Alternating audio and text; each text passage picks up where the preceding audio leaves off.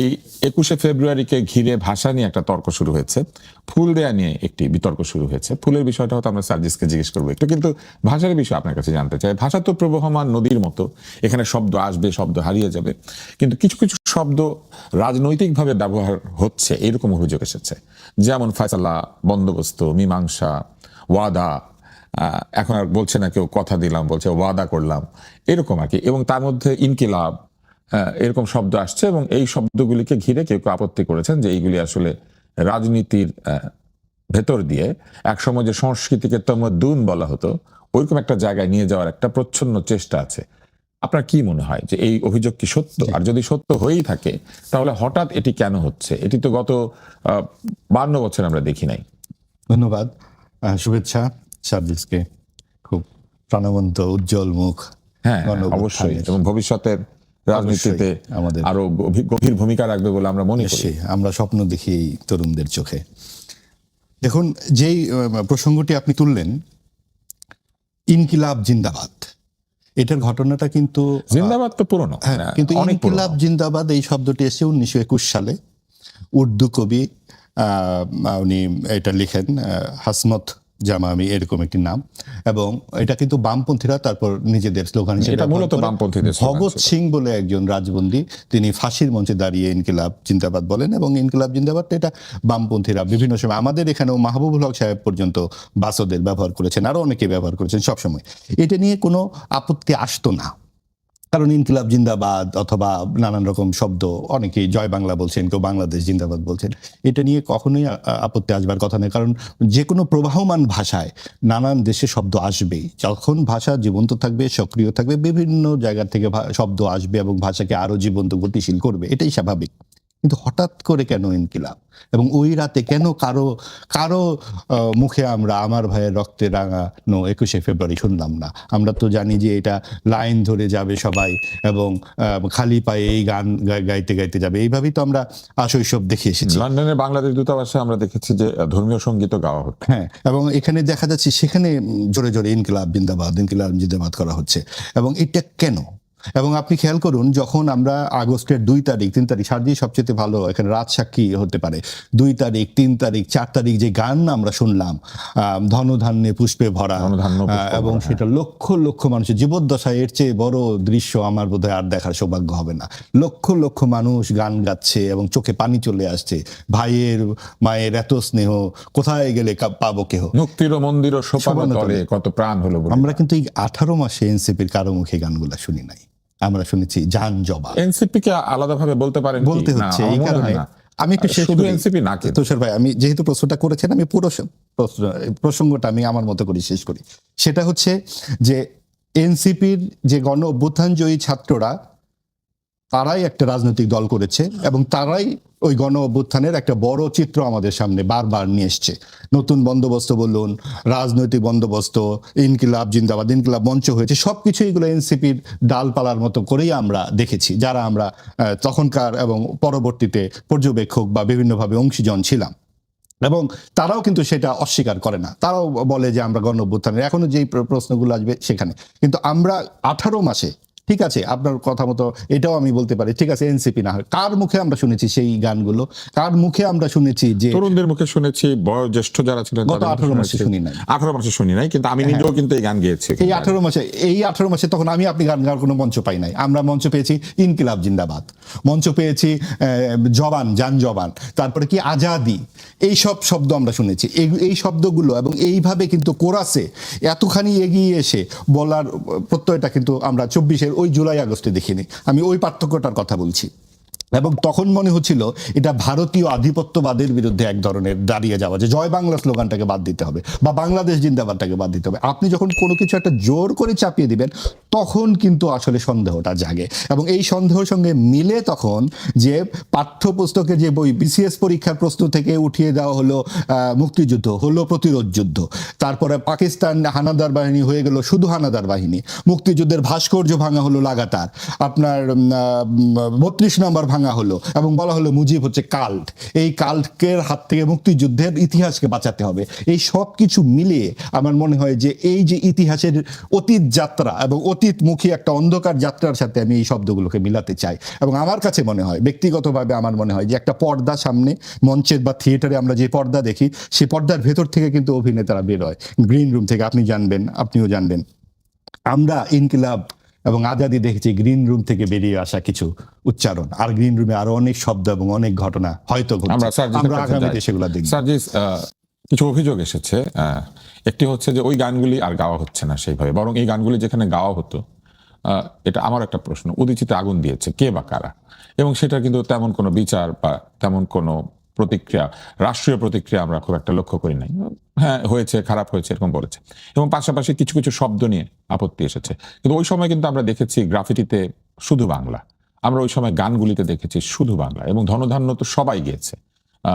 মুক্তির মন্দির ও সোপানতলে গিয়েছে, তারপরে কথা ক গিয়েছে, অনেকগুলি র্যাপ গান সেখানে হয়েছে, শোনো মহাজন গান হয়েছে, সেখানে তো এই ধরনের শব্দ ছিল না। হঠাৎ এই শব্দগুলি আসলো কেন, বা এটা আসার পেছনে কি আসলে রাজনীতি আছে, নাকি এইটাই নতুন বাংলা, মানে বাংলা ভাষার নতুন যাত্রা? অসংখ্য ধন্যবাদ ভাই।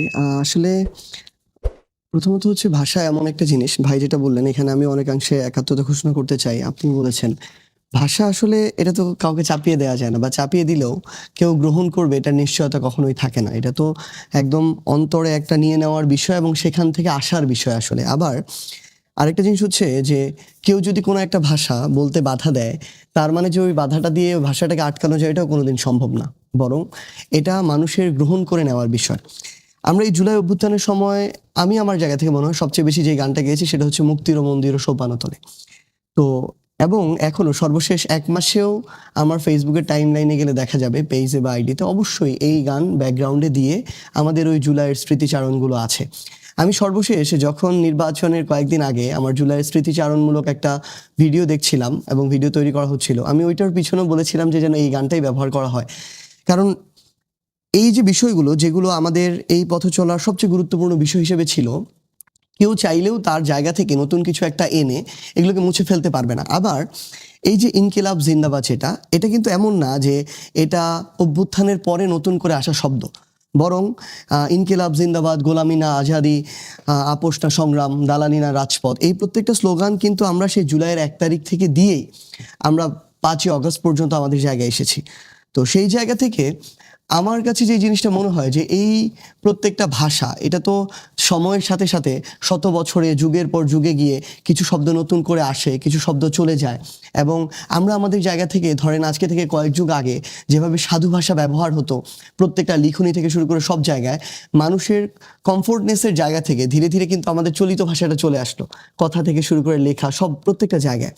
তো সেই জায়গায় এই ইনকিলাব জিন্দাবাদ বলি, আজাদি বলি, ইনসাফ বলি, কেউ কারো জায়গা থেকে চাইলেও চাপিয়ে দিয়ে কাউকে এটা হজম করাতে পারবে না। একটা প্রশ্ন করি, সেটা হচ্ছে আপনারা যখন বক্তৃতা শেষ করেন বা বাংলাদেশের জন্য জয়ধ্বনি দেন, তখন আপনারা কি বলেন? আমরা ইনকিলাব জিন্দাবাদ বলি। ইনকিলাব তো বিদ্রোহের জিন্দাবাদ, কিন্তু বাংলাদেশের জিন্দাবাদ কি? না ভাই, মানে আমাদের কাছে যেটা মনে হয়, মানে আমরা তো ওইটাই বলি যে বিপ্লবটা এটা একটা ইউনিভার্সাল স্লোগান। ধরেন বিদ্রোহ বিপ্লব জিন্দাবাদ মানে দীর্ঘজীবী হোক, বেঁচে থাকুক। এটা তো ধরেন আপনি ইন্ডিয়াতে গিয়ে দিল এটা ইনকিলাব জিন্দাবাদ বললে, ইন্ডিয়ার ইনকিলাবির যারা, তারা বলবে যে হ্যাঁ ঠিক আছে, এটা আমাদের স্লোগান। কিন্তু আমাদের স্লোগান কোনটা, মানে এই দেশের জন্য আপনারা কোন স্লোগানটা ব্যবহার করেন? আমরা দেখেন যে বিপ্লবটা থেকে আমাদের উঠে আসা, আমাদের, আপনিও এটাতে স্বীকার করবেন, আমাদের এই বিপ্লবটা কোনো পূর্ণ বিপ্লব হয়নি আসলে। না, কিন্তু আমি প্রশ্নটাকে আরেকটু সহজ করি, সেটা হচ্ছে যে যখন বাংলাদেশ জিন্দাবাদ বলেন তখন আমি বলছি বাংলাদেশ আমি শেষ করলেই চলে আসবে। যখন জয় বাংলা বলছেন এর মানে হচ্ছে বাংলাদেশ দীর্ঘজীবী হোক, জয় জিন্দাবাদ এগুলো হচ্ছে বাংলাদেশের জয়ধ্বনি। ইনকিলাব কি বাংলাদেশের জয়ধ্বনি নাকি বিদ্রোহ বিপ্লবের জয়ধ্বনি? যে কোনো দেশের বিপ্লবীরাই তো এটা দিতে পারে। আমি আবার আপনার প্রশ্নটা শুরুতেই বুঝেছি, আমি উত্তরটা শেষ করলেই চলে আসবে। সেটা হচ্ছে মানে বাংলা বা বাংলাদেশ থাকলেই সেখানে আসলে বাংলাদেশকে ধারণ করা হয় কথায় বা কাজে, এটা আমরা মনে করি না। আমরা আমাদের জায়গা থেকে মনে করেছি যে এই বিপ্লব বা অভ্যুত্থানটা থেকে আমরা উঠে এসেছি, ওইটা এখনো পূর্ণ হয় না। ওইখানে যে মানুষের, এই বাংলাদেশের মানুষের যে আকাঙ্ক্ষা ছিল, বাংলাদেশের মানুষের যে চাওয়া পাওয়া ছিল, সেটা আমাদের সীমাবদ্ধতা থেকে হোক, আমাদের সবার পিছু টান থেকে হোক না কেন, কোনো না কোনো কারণে, একটা অনেক বড় অনেকগুলো কারণের জন্য আমরা আমাদের এই বিপ্লবটা এখন পর্যন্ত সম্পূর্ণ করতে পারি নাই। আমাদের মনে হয়েছে বা আমরা এখনো মনে করি যে আমরা যদি এটাই সম্পূর্ণ করতে পারি 24-এ আপনি যে উদ্দেশ্যে ভাই যে উদ্দেশ্যে শহীদ মিনার গিয়েছিলেন বাংলাদেশটার যে পরিবর্তন দেখার জন্য, ওইটা যদি আমরা ওই পরিবর্তনটা পূরণ করতে পারি বা পরিবর্তনটা নিয়ে আসতে পারি, তাহলেই আমাদের বাংলাদেশের মানুষের আকাঙ্ক্ষাটা অটো পূরণ হয়ে যাবে। তো এটার জন্য বাংলাদেশের নাম ঝোপে ঝোপে ওইটা পূরণ করতে হবে, এটা আমাদের জায়গা থেকে নট নেসেসারি। আমরা বরং মনে করি আমাদের ওই উদ্দেশ্যটা যদি সফল হয় তাহলে বরং মানুষের আশা আকাঙ্ক্ষাটা পূর্ণ হবে। আর এটা এমন না যে আমরা 24-এর অভ্যুত্থানের পর নতুন করে নিয়ে এসেছি এই শব্দটা, এটা কিন্তু আমাদের ওই শব্দ বা ওই স্লোগান যেটা দিয়ে 1 জুলাই থেকে আমাদের আন্দোলন শুরু হতো আবার আন্দোলন শেষও হতো। সো আমরা ওইটা আমাদের জায়গা থেকে কন্টিনিউ করছি। এখন মানুষ যদি তাদের জায়গাটা একসেপ্ট না করে তখন আমরা দলীয়গতভাবে হয়তো চিন্তা করব যে মানুষের তাহলে একসেপ্ট মানে কোনটা করছে ওই জায়গায়, কিন্তু আমরা দেখছি মানুষ দিনে দিনে এটাকে গ্রহণ করছে। এই স্লোগান যখন আমরা এখন মাঠ পর্যায়ে একটা নির্বাচন করে আসলাম, আমরা যখন একটা গ্রামে পথে প্রান্তরে গিয়ে এই স্লোগান দেই, প্রত্যেকটা মানুষ তার বয়স 10 বছর হোক 60 বছর হোক তারা এই স্লোগানে গলা মিলায়। কারণ ওই 36 দিনে এই একটা স্লোগান দিয়ে গলা মিলিয়েই তারা একটা অভ্যুত্থানের শেষ পর্যন্ত দেখেছে। আপনাদের বিপ্লব এখনো সফল হয় নাই, সফল হলো। সফল হওয়ার পরে যখন বাংলাদেশ নতুনভাবে আপনারা রাষ্ট্র এবং বাংলাদেশকে বিনির্মাণ করবেন, যেটা আপনারা বলেছেন যে নতুন রিপাবলিক নতুন বাংলাদেশ, তাহলে সেই বাংলাদেশের জয়ধ্বনিও কি ইনকিলাব জিন্দাবাদই থাকবে? না না, খুব স্বাভাবিকভাবেই যদি আমাদের সেই জায়গা থেকে মনে হয় যে আমাদের যে কাঙ্ক্ষিত বাংলাদেশ, এই বাংলাদেশ আমরা পেয়েছি, তাহলে সময়ের সাথে কিন্তু সাথে বাংলাদেশ তো এখনো আছে, এই বাংলাদেশের কোনো জয়ধ্বনি নাই। না, অবশ্যই এটার মধ্যেই তো জয়ধ্বনি। তাহলে আমাদের এই জুলাই যেটা ছিল ভাই, এই জুলাই তাহলে বাংলাদেশ কেন্দ্রিক কোনো জয়ধ্বনি ছিল না। ধরেন পাকিস্তানে গিয়েও যদি আমরা বলি, আফগানিস্তানে গিয়েও যদি বলি, শ্রীলঙ্কাতে গিয়েও যদি বলি, ভুটানেও যদি বলি, ইনকিলাব জিন্দাবাদ মানে ইনকিলাব জিন্দাবাদ। ইট ইজ লাইক সূর্য পশ্চিম দিকে উঠে, এটা তো ওইরকম একটা কথা যে আপনি বিদ্রোহের জন্য জয়ধ্বনি দিচ্ছেন, বিপ্লবের জন্য জয়ধ্বনি দিচ্ছেন, পরিবর্তনের জন্য জয়ধ্বনি দিচ্ছেন, কিন্তু রাষ্ট্রের একটা রাষ্ট্রীয় জয়ধ্বনি আছে না? না, তাহলে দেখেন মানে আমরা আমাদের জায়গা থেকে যেমন যখন কেউ বলে long live Cuba, long live America, ওরা ভুল করছে। ওদেরকে বলা উচিত ছিল যে আমরা এই যে লং লিভ কমিউনিজম, মানে কিউবাতে কি বলা উচিত ছিল লং লিভ কমিউনিজম? আমরা আমাদের জায়গা থেকে বরং এটা তো আমি আরো বড় এই জায়গাটাতে দেখি যে আমার লং লিভ না রেভলিউশন। ভাই, আমার এই স্লোগানটা বরং আমি আরো এই জায়গা থেকে দেখি যে আমার এই স্লোগানটা যেমন আমি যখন এখানে বাংলাদেশে বলি বাংলাদেশ কানেক্ট করতে পারে, আমার এই স্লোগান পুরো বিশ্বকে আরেকটা মুক্তিরও বার্তা দিচ্ছে। পুরো আপনার ভাষা অনুযায়ী তাহলে পুরো বিশ্ব কানেক্ট করতে পারে। আমি যখন ইনকিলাব জিন্দাবাদ আমার অভ্যুত্থানে যার যার ভাষায় কানেক্ট করে, আমি আমার কিউবানরা তো আর এটা বলবে না, কিউবানরা তার ভাষায় বলবে, স্প্যানিশে বলবে। আমরা যখন আমাদের জায়গায় জুলাইয়ের সময় এই স্লোগানটা দিয়েছি, তখন তো তাহলে মানুষের জায়গা থেকে প্রশ্ন আসা দরকার ছিল যে যেই স্লোগানটা আপনারা দিতেছেন এই স্লোগানে তো কোথাও বাংলাদেশ ধারণ করে না, আমাদের আশা আকাঙ্ক্ষা ধারণ করে না, তাহলে স্লোগান পরিবর্তন করেন।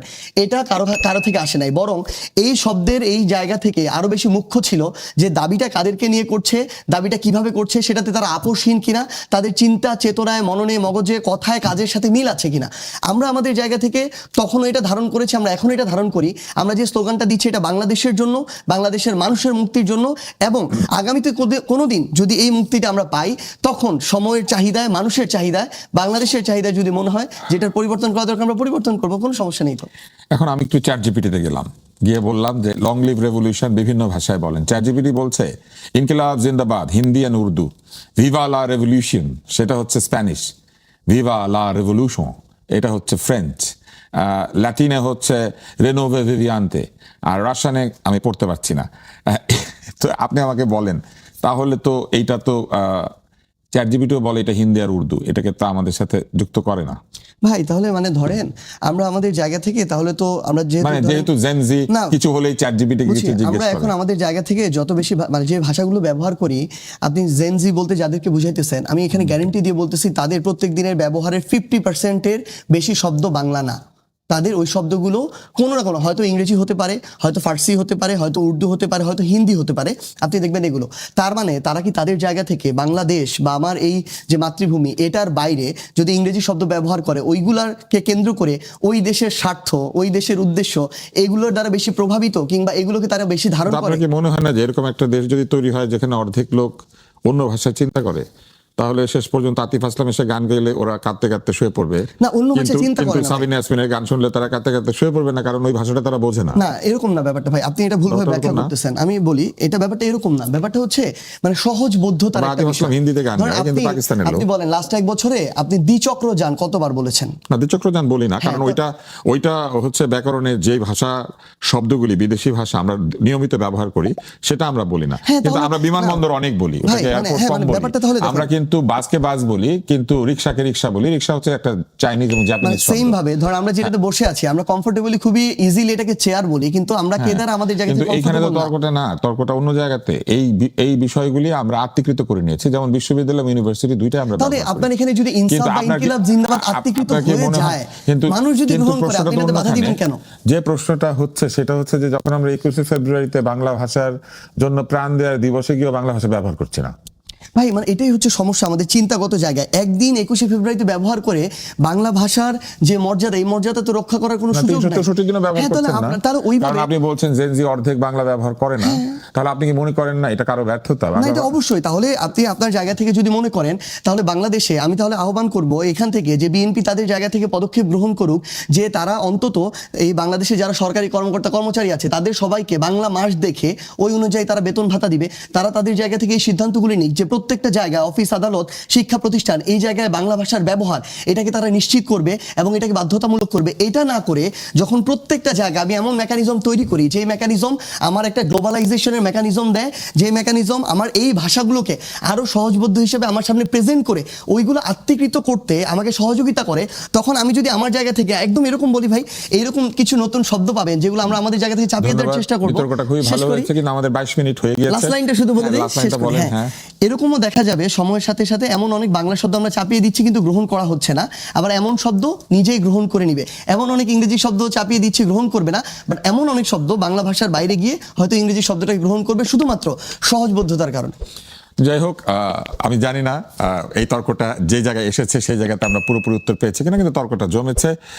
ধরেন আমি যদি এখন বিরতিতে যাই এবং আপনাদেরকে বলি যে এখন আমাদের জন্য অ্যাডভার্টাইজমেন্ট কি জরুরত হয়, এক ব্রেক কি, এবং এই ব্রেকের পরে ওয়াপস অন্য ভাষার শব্দ আছে, থাকতেও পারে। আমি এখনো ভালো করে শিখে উঠতে পারি নাই। মাহবুব আজিজ, আপনি মনে হয় কিছু বলতে চাইছিলেন? জি, আমি ওই প্রসঙ্গে একটু সংক্ষেপে একটু বলতে চাই যে এই যে ভাষিক যে পরিস্থিতি নিয়ে আমরা আলাপ করলাম, এটা আসলে একটা ভাষিক বিশৃঙ্খলা এবং এটা নতুন নয়।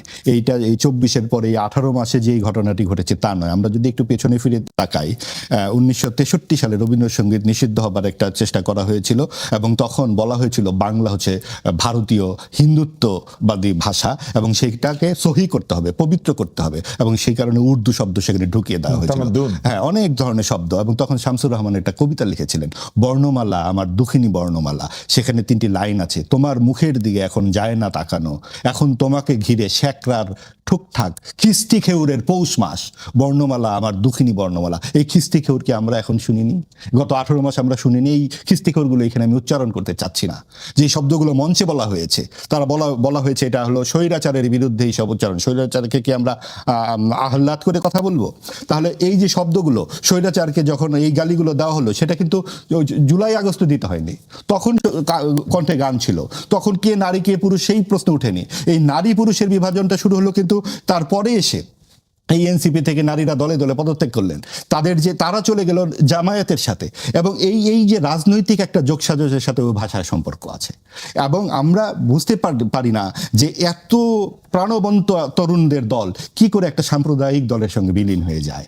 আজকে যদি তাদের তারা বলেছে তারা সাম্প্রদায়িক না, তারা প্রগতিশীল মধ্যপন্থী। আচ্ছা, তারা তাহলে মানে আমি একটু শেষ করি বিষয়টা। অবশ্যই। হ্যাঁ, মানে যখন এই জামাতি বিএনপি একসাথে জোট করে 2বার ক্ষমতা আসলো, তখন এই প্রশ্নটা বিএনপি কে কেন করা হয়নি, বিএনপি কেন সাম্প্রদায়িক ছিল, সমালোচনা হয়েছে।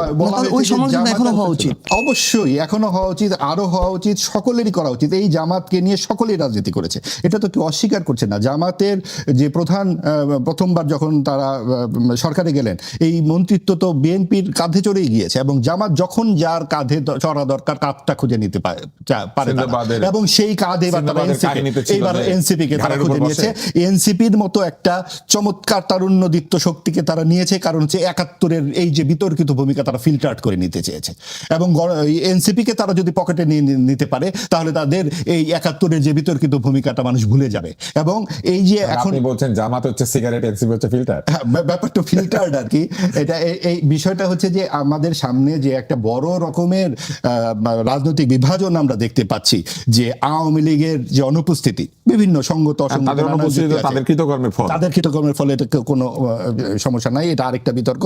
কিন্তু এখানে অনেক জোর করা হয়েছে অন্তর্বর্তীকালীন সরকার যখন বিএনপি, জামাত, এনসিপি তিনটি দলকে নিয়ে নিউ ইয়র্কে চলে যায়, এবং তখন NCP কিন্তু যায় নাই। এনসিপির দুজন NCP ব্যক্তি, কেউ ছিল না। আক্তার হোসেন গিয়েছিল নিউ ইয়র্কে, না কি বলেন জানেন? ওইটা হচ্ছে হ্যাঁ, হ্যাঁ, অবশ্যই জাতিসংঘের যে হ্যাঁ, জাতিসংঘের ইয়েতে গেছে, এবং তাসনিম যারা তখন এনসিপির ছিল, এবং তখন কোন বিবেচনায় যার বয়স 1 বছর হয়নি, আপনি দেখুন আমার আমরা লাস্ট একটু- বাক্যটা আমরা হচ্ছে, সার্জিসের কাছে যাই। আমার লাস্ট বাক্যটা হচ্ছে এই সব কিছু মিললে আমরা একটা জিনিস খুঁজে পাই, সেটা হচ্ছে ওই 60 দশকের খিস্তি খেউরের পৌষ মাস, এবং সেই কারণে ইনকিলাব প্রয়োজন হয়েছে। না, ইনকিলাব তো খিস্তি না, ইনকিলাব তো এইটা প্রয়োজন হয়েছে, আমি আচ্ছা, বলি আমরা- নাই খিস্তি। আচ্ছা, আমরা